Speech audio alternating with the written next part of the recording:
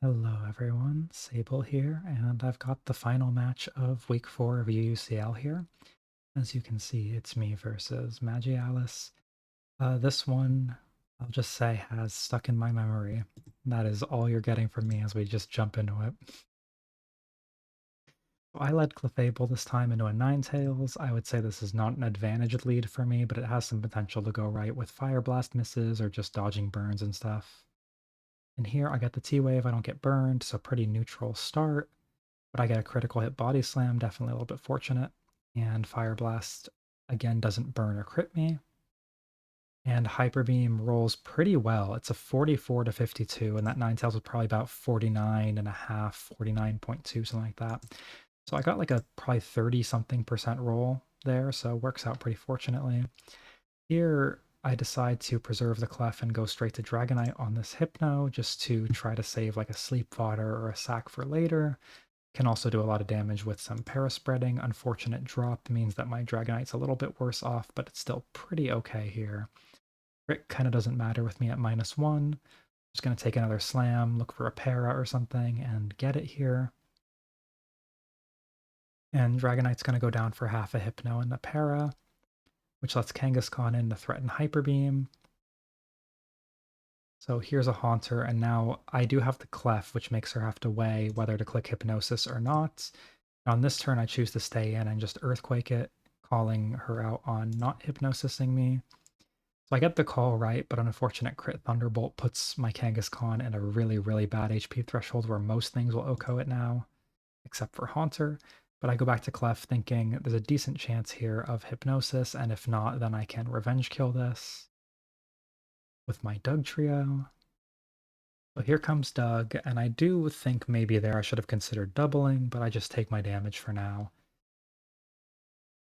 And sub up just to call out potential really anything. There's a lot of things here that could go wrong. But I'm really just trying to get blizzards to come out so I can get Lapras in, but Alice calls it correctly and sings me on this turn, and now my Lapras is out of the game. So Hypno comes in, and this is looking definitely iffy, but I'm kind of thinking Dugtrio has a chance to do it. But this turn kind of seals the game, I would say. So at this point, my Hypno looking very unthreatening for obvious reasons. And all it's going to get on this Kang for all of that is a para from neutral ground until this happens. And now finally I'm getting somewhere, but not quite enough to swing the game back, I would say. Kang's still at enough HP for me to be worried about. Yeah, so I go to Dugtrio first here, just hoping for a para so I can keep Haunter out and kind of try to force the game that way, but it doesn't quite work out. So I'm just thinking of it as my Kang can't really afford to Hyper Beam into Lapras or get pivoted on by Haunter, so I just kind of need Dugtrio to guarantee that I'm going to get something. And I have Sand Attack, which gives me some chance for Kang to cheat its way through this game. Some small chance, but it's definitely asking a lot here. And no such luck, as not only does Thunderbolt hit, it crits. So Haunter could have KO'd from there after the Thunderbolt connects anyway, so it is the right click from her. But it's tough either way. So now Haunter on Lapras, at this point, probably the best play for her is just to boom, but T-Bolt is also pretty reasonable. And now my Lapras has to kind of get the world to win this, especially with a still and unrevealed on her side. So I go for Confuse Ray, figuring on better odds with this than getting a crit or a para. But T-Wave comes in, and then the Hypno hits through Confuse again, and now it's just automatically over because there's a Lapras that can just T-Bolt me, so I forfeit. So definitely, I would say a bit of an unlucky game after a good start, but it's how it goes sometimes. Not too much to say on the teams. On Alice's team, I'd expect the last is something flying because Ninetales plus Haunter is a lot of ground weakness, although Kang does help shore that up a little bit. My side, I ran a couple of blobs and then a flyer and a ground type. It's pretty standard, I think. You can run like Gyarados or Dragonite with Dugtrio or an electric type here, and Clefable Kangaskhan, pretty normal thing that a lot of people have been doing. And game 2. So you've got an Electabuzz and a Kadabra. pretty neutral lead, just kind of depends on the Electabuzz's moveset. Hyper Beam makes it a lot more favored into Kadabra. And I just start off with a T-Wave because I don't want to mess around with this getting some luck like a Body Slam para on me and then just the game being in a bad spot. Here, she goes to Kang expecting me to click recover, but I decide I'm just going to Psychic and take some damage on this immediately, and also cover for switches like that. So I get my damage, and then I sack Kadabra, which I think might have been a mistake in retrospect, but I'm not 100% sure. I do think it's very hard to enter on Kang, so sometimes it's worth considering doing stuff like this. But here, I'm just going to slam this Kang down and get my KO with half a Kang still left on my side, so we're kind of on relatively even ground at this point. Now Lapras comes in, and I Hyper Beam it in the face, expecting it just to KO me. So I'm just going to keep trying to trade down at this point and get ahead with Hypno coming in.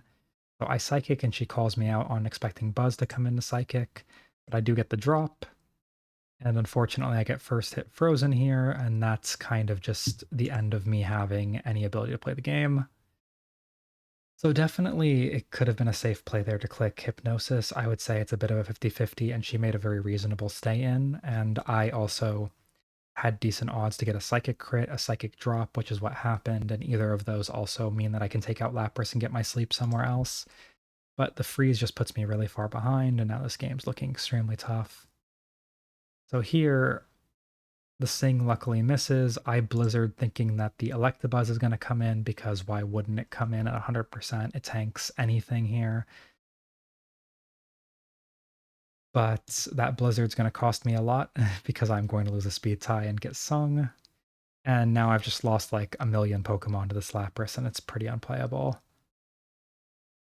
So definitely I got called out a couple times on making some predictions. I didn't have to Psychic there necessarily, although I'd say it's the right play, even if she does predict it.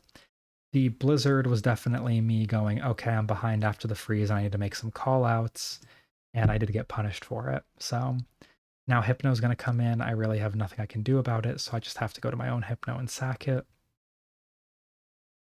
Keep in mind, like now my Lapras is asleep, so I have to switch into a Hypno Psychic, and there's just nothing that can do that. So I have to sack the frozen Pokemon and just hope I don't get set up on by a Dugtrio or what have you. But she's also up 5 Mons to 2 at this point, so there's not too much I can do.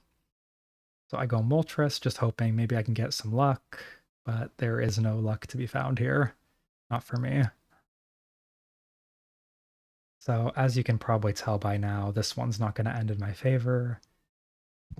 I'm literally not going to get to play the rest of the game, so I just forfeit here, realizing like there's no way I beat like 5 Mons with 1.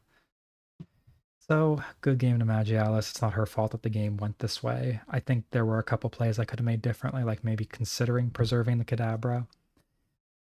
And also with the, like not with the Hypno, but the Lapras didn't necessarily need to Blizzard, and if I just T-bolted, then I would have been behind by quite a bit, but it would have been at least semi-playable. So sometimes you try to get back into the game and the game punishes you for trying that. It's just how it is. But that's the end of week 4. Not too much to say on this one. Pretty short video, pretty short games. I guess I'll use this last minute or so that I want to take to ramble a little bit about stuff I've got upcoming. So I do want to cover RBY Grand Slam. Pretty short playoffs because it's only 8 people in the playoffs, so I would like to cover that since it's what, 7 sets? Yeah, 7 sets of best of 5, so not too bad to cover.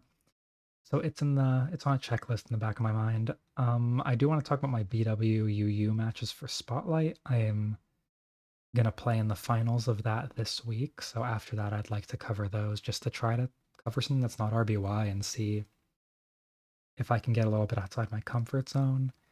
I've been working on a little bit of a project that's Pokemon related, but for different games that aren't the ones that we play on Pokemon Showdown.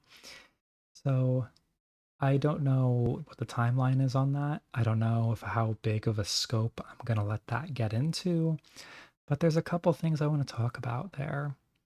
I've also had some non-Pokemon ideas in my head, so I don't know if anyone watching these likes Fire Emblem or likes roguelikes, and I'm talking about like old roguelikes, not the newer stuff, but If you like any of that, let me know in the comments because I might just be planning to do some videos about some of my other interests.